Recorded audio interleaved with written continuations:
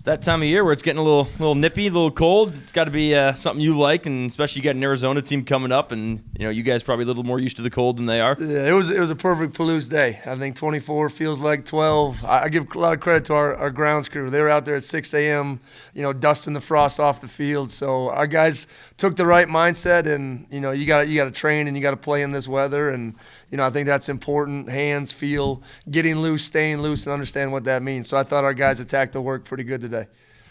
What's it kind of looking like at left tackle right now?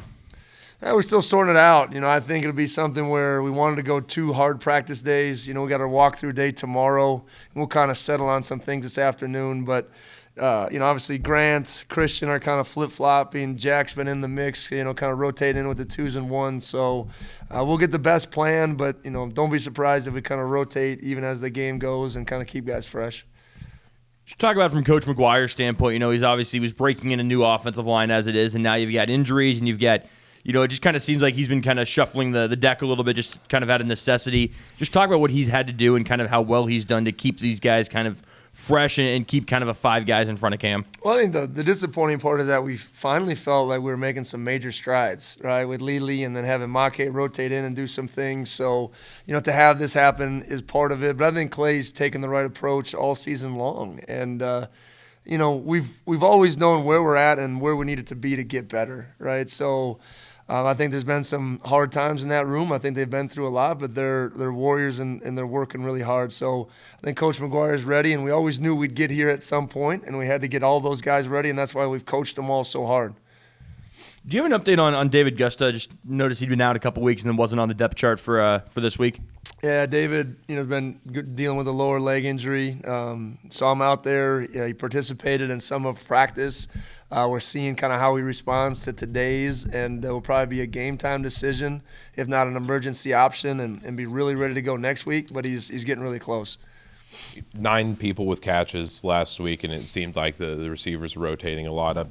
When did that become a deeper rotation? What was kind of the goal of thing to accomplish there? I think in the bye week we really looked hard in the mirror and kind of figured out what's the best, to keep guys fresh and to keep a really competitive atmosphere in room. And that was, hey, no one's performing at a level that deserves to just be out there all the time.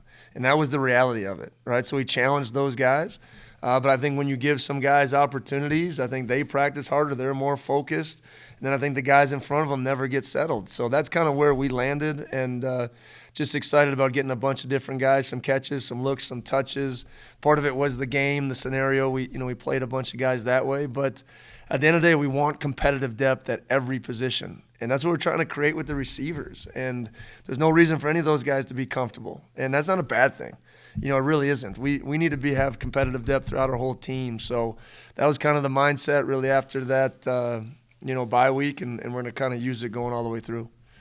Ideally, how often would you be subbing receivers? Well, ideally, you love those guys that roll 7-8 plays in a row. We just haven't been there, and we want to use more tempo and we want to get things going at a little bit faster rate. So, that's kind of where we land right now. But, I think those guys can stretch it. But right now we're landing more 5 to 6, getting those guys rotating and going through.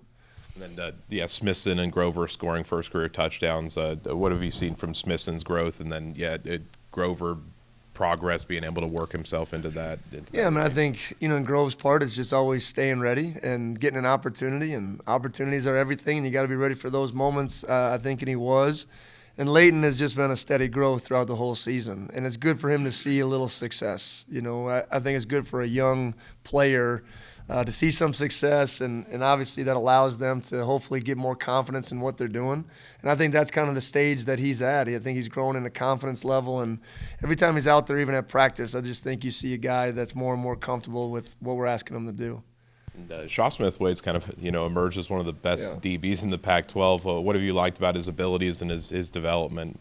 I think the biggest thing is I lean towards maturity. I think we've always known Shaw's talent, and, obviously we recruited him to come here and always knew that this could be the result, and this is the result that we wanted. But I think he's made better decisions in every facet of what he's doing. I think he's taking the nutrition part, more seriously, and I think he's getting the results. So anytime that happens with a player, and that's part of, what we're doing here. It's not just football, and to see the results on the field is phenomenal. Shaw's been phenomenal, right? And I'm just excited with his progress, and I think Langford's now playing at the level that we feel like he could, and Shaw's really elevated his play, which is good for our team. But I don't even think he's to his ceiling yet, and that's an awesome place to be for Shaw. You've talked about the better at not allowing explosive passing plays. And I see you had 9 against Oregon, 16 in 5 games since then. Is it communication, execution? What's the main improvement you've seen in that regard? I think really all of the above, Colton.